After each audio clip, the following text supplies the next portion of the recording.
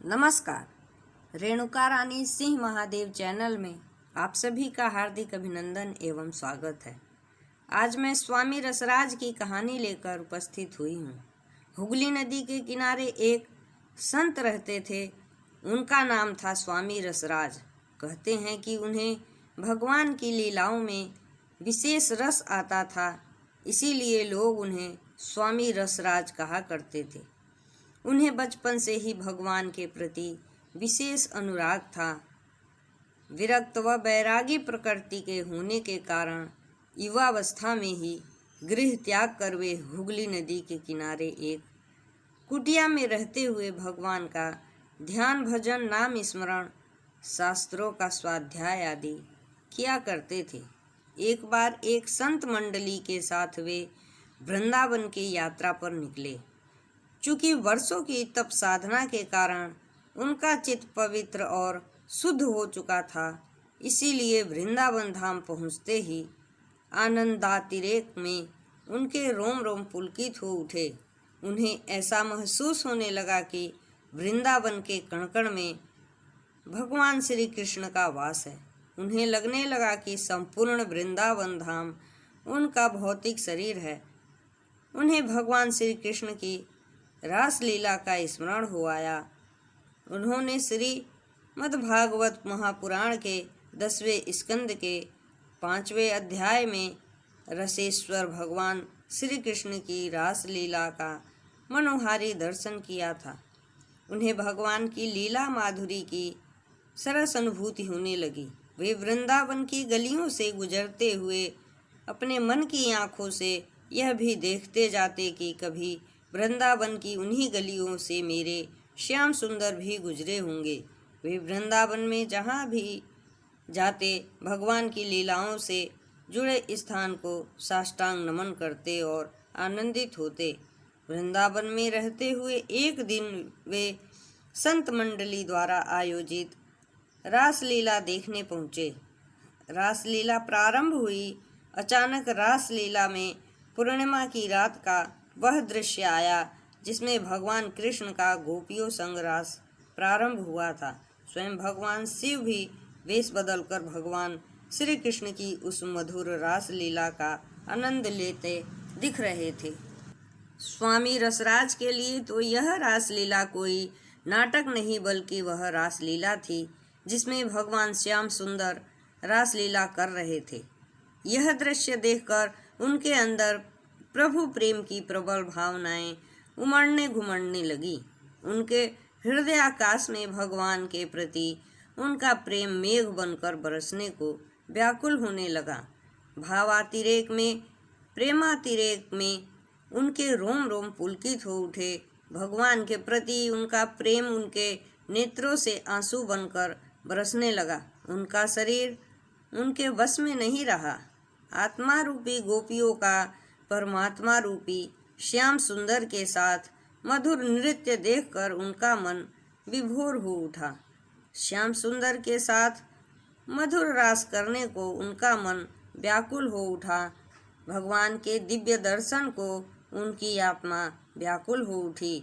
उनके हृदय की बस एक ही पुकार थी, हे प्रभु, हे मेरे श्याम सुंदर, मुझ पर करुणा कीजिए, मुझ पर दया कीजिए। हे प्रभु, मुझे भी अपनी रासलीला में स्थान दीजिए। हे प्रभु, अब मेरे प्राण आपकी मधुर छवि के दर्शन को व्याकुल हैं। अब मुझे दर्शन दीजिए भगवान। प्रभु प्रेम की इसी पराकाष्ठा में वे ध्यान समाधि में डूब गए। सामान्य स्थिति में आने पर वे रात्रि में अपने निवास स्थान पर आए। निवास पर आकर वे रात्रि शयन हेतु बिस्तर पर लेट गए। भगवान की दिव्य लीलाओं व मधुर छवि का ध्यान स्मरण करते हुए वे मन ही मन मधुराष्टकम का गायन करने लगे। गायन करते हुए उनके नेत्रों से आंसू बहते जाते थे और वे गाते जाते थे, अधरम मधुरम वदनम मधुरम नयनम मधुरम हसितम मधुरम हृदयम मधुरम गमनम मधुरम मधुराधिपतेरखिलम मधुरम वचनम मधुरम चरितम मधुरम वसनम मधुरम वलितम मधुरम चलितम मधुरम भ्रमितम मधुरम मधुराधिपतेरखिलं मधुरम्। वेणुर्मधुरो रेणुर्मधुरः पाणिर्मधुरः पादौ मधुरो नृत्यं मधुरं सख्यं मधुरं मधुराधिपतेरखिलं मधुरं। गीतं मधुरं पीतं मधुरं भोक्तं मधुरं सुप्तं मधुरं रूपं मधुरं तिलकं मधुरं मधुराधिपतेरखिलं मधुरं। कर्णं मधुरं तरणं मधुरं हरणं मधुरं रमणं मधुरं वमितं मधुरं समितं मधुरं मधुराधिपतेरखिलं मधुरं।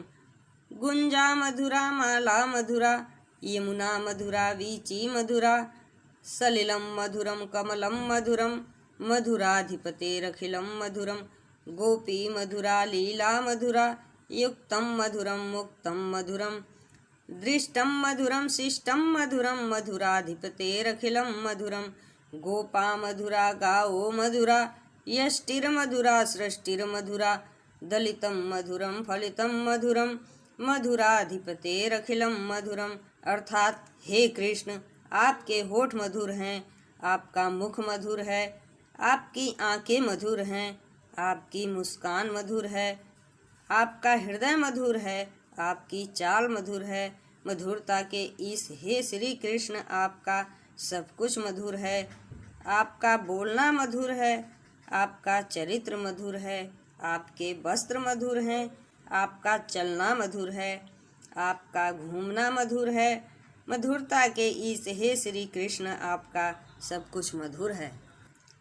आपकी बांसुरी मधुर है, आपको चरण रज भी मधुर है, आपके हाथ मधुर हैं, आपके चरण मधुर हैं, आपका नृत्य मधुर है, आपकी मित्रता मधुर है। मधुरता के इस हे श्री कृष्ण, आपका सब कुछ मधुर है।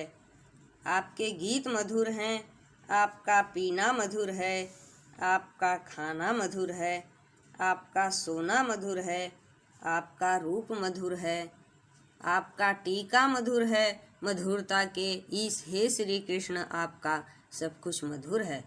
आपके कार्य मधुर हैं, आपका तैरना मधुर है, आपका प्यार करना मधुर है, आपके शब्द मधुर हैं, आपका शांत रहना मधुर है। मधुरता के इस हे श्री कृष्ण, आपका सब कुछ मधुर है। आपकी घुंघची मधुर है, आपकी माला मधुर है, आपकी यमुना मधुर है, उसकी लहरें मधुर हैं, उसका पानी मधुर है, उसके कमल मधुर है। मधुरता के इस हे श्री कृष्ण, आपका सब कुछ मधुर है। आपकी गोपियाँ मधुर हैं, आपकी लीला मधुर है, आप उनके साथ मधुर हैं, आप उनके बिना मधुर हैं। आपका देखना मधुर है, आपकी शिष्टता मधुर है। मधुरता के इस हे श्री कृष्ण, आपका सब कुछ मधुर है।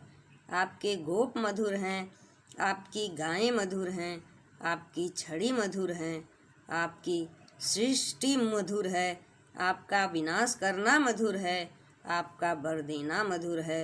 मधुरता के इस हे श्री कृष्ण, आपका सब कुछ मधुर है। तो इस प्रकार मधुराष्टकम के माध्यम से स्वामी रसराज ने भगवान की दिव्यता मधुरता का स्मरण किया। मधुराष्टकम का गायन करते करते स्वामी रसराज का चित्त पवित्र हो गया, उनके कर्म संस्कार मिट गए। भगवान की जिस दिव्यता मधुरता का उन्होंने गायन किया, अपने अंतस में वे उसकी अनुभूति भी करने लगे। उसी आनंददायी अनुभूति में वे गहरी निंद्रा में चले गए। उनकी निंद्रा भी योग निंद्रा बन गई, उनकी निंद्रा भी ध्यान समाधि बन गई। उन्होंने उसी गहन समाधि में देखा कि शरद पूर्णिमा की रात है। उन्होंने देखा कि पूर्णिमा अपनी रुपहली चांदनी से संपूर्ण सृष्टि को नहला रही है। वृंदावन का कण कण उस चांदनी में नहा रहा है। यमुना की बहती हुई लहरों पर चांदनी छिटक रही है।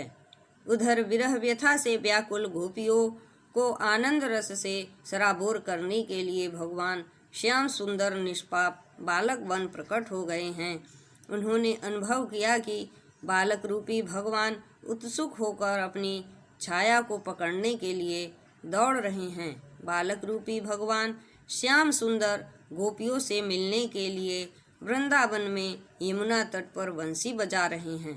बंसी की मधुर स्वर लहरियों से आकर्षित होकर गोपियाँ श्याम सुंदर से मिलने दौड़ी चली आ रही हैं। महाराज का यह दुर्लभ दृश्य देखने के लिए आकाश मंडल पर सभी देवता यक्ष गंधर्व एकत्र हो रहे हैं। गौरांग गोपियाँ आकाश मंडल में उमड़ते घुमड़ते बादलों में बिजली की भांति चमक रही हैं। उन गौरांग गोपियों के बीच भगवान कृष्ण नीलमणि के समान चमकते हुए अपनी छवि बिखेर रही हैं। सभी गोपिकाएं आकाश मंडल में प्रकाश शरीर में बालक रूप भगवान श्याम सुंदर के साथ रास नृत्य कर रही हैं। जितनी गोपिकाएं हैं उतने ही कृष्ण हैं। हर गोपी के साथ कृष्ण भी हैं। आकाश मंडल से वे सभी नीचे यमुना तट पर उतर रहे हैं। उस दिव्य स्थान पर रास महारास नृत्य हो रहे हैं। भगवान भोलेनाथ भी गोपी का वेश धारण कर उस महारास में नृत्य करते हुए आनंद विभोर हो रहे हैं। चंद्रमंडल से लगातार अमृत की वर्षा हो रही है। महाराज के बीच अदृश्य रूप में कई प्रकार के वाद्य यंत्र बज रहे हैं। उनकी मधुर स्वर लहरियों को सुन गोपिकाएं तृप्त हो रही हैं। स्वामी रसराज ने अनुभव किया कि वे भी अपने सूक्ष्म शरीर में गोपिकाओं संग नाच रहे हैं। उनकी आत्मा श्याम सुंदर के मनोहर रूप को देख देख कर आनंदित हो रही हैं। अचानक वह मनोहारी दृश्य अदृश्य हो गया व उनकी आंखें खुल गईं। इस अनुभव अद्भुत रास का साक्षी बन रसराज जी गदगद हो उठे व उनका रोम रोम पुलकित हो उठा। धन्य है ऐसी ईश्वर भक्ति, भगवत भक्ति। ऐसी भक्ति हो तो साधक के भक्त के जीवन का पल पल आनंद से भर जाता है। उसका जीवन सफल हो जाता है। कितना अच्छा हो यदि हम भी प्रभु की ऐसी ही भक्ति करते हुए जीवन निर्वाह करें और अपने जीवन को खुशियों व आनंद से भर लें और अपने सौभाग्य को सराहें, अपने जीवन को धन्य बना लें। इसी के साथ मैं अपनी वाणी को विराम देती हूँ। जय हिंद, जय भारत।